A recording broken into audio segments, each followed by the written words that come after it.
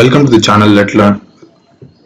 Actually, it's like you learn from it and then you teach to someone. So it's learn and let learn.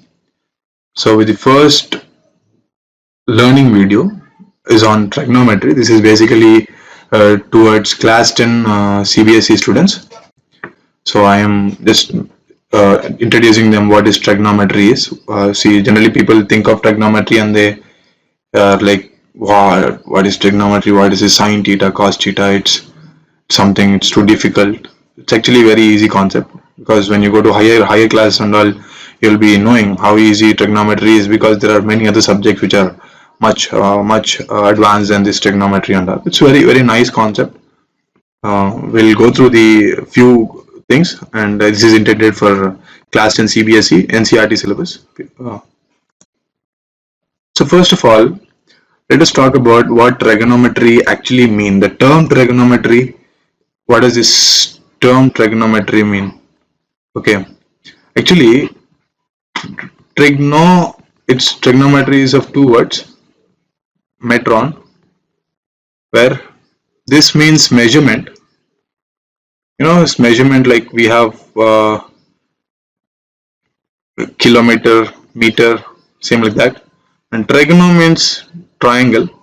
So measurements of triangles is dealt by trigonometry. So that is the basic term of trigonometry, basic meaning of trigonometry. So basic, we have been talking about measurement, right? There was a term in trigonometry called measurement. So for everything there need to be an SI unit. So what is units of measurement, right? And where do we measure? Like if we have kilometer, meter, we measure it for length. So there is some length, there is length L we measure this length in kilometer, meter, miles, and there are lot many.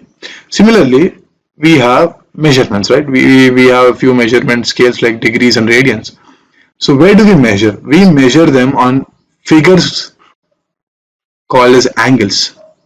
So until now, you might have thought angle is the term.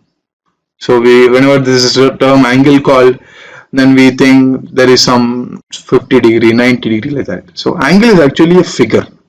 So angle actually means figure,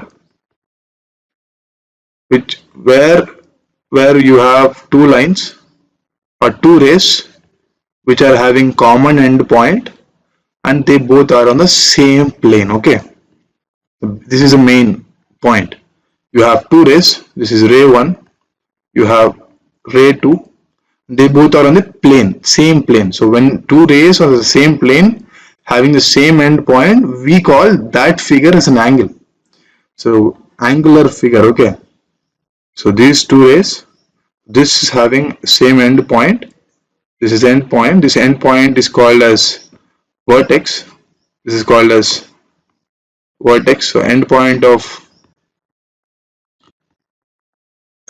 two rays is called as vertex. So you see here, initial side, so terminal side, this is ray 1, this is ray 2, this complete figure is known as angle. And how much is the division, how much this initial side is away from the terminal side, or the terminal side is away from the initial side, is given by the measurement of angle measurement. That is in radians or degrees. So you have, when you go in counterclockwise, it is called as positive angle. So this is a reference, this is for reference, and that is a line you're actually measuring based on this reference. So from here, how much this shift or this is move, that is given by angle measurement. This is positive if it is counterclockwise, and this is negative if it is clockwise. So this clock, right, 12 p.m. the clock goes this way. So when it's clockwise, it is negative. When it is this side, it is positive. So what are the SI units? Okay, what is standard units for measurement of an angle? So one of them is radians. What is actually a radian? See here, radian, 1 radian is the angle subtended by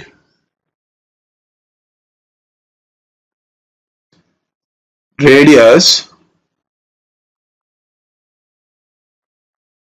This you see here, you have this radius, right? Angle subtended by radius is a plural term. So you have radius when the arc length, okay, you know what arc length, when the arc length is equal to radius. We know that arc length, suppose S or L is the arc length, where theta is the angle subtended by the two radius, okay, then R is the radius, okay. So L is equal to theta into R.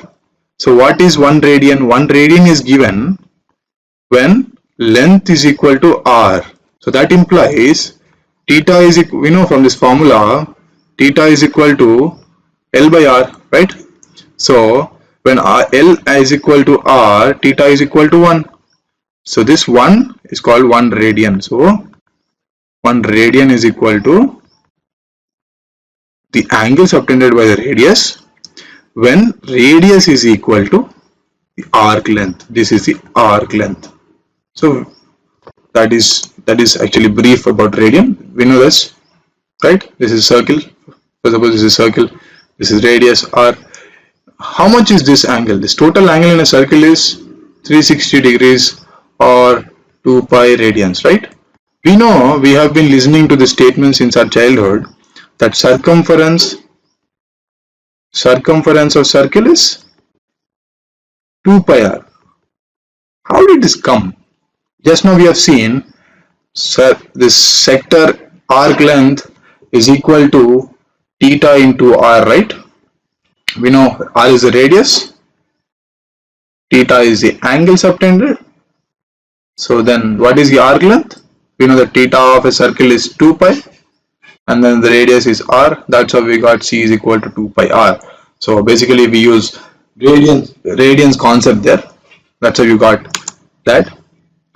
And degrees is one more unit. Just like we have different measurements for the same unit called length.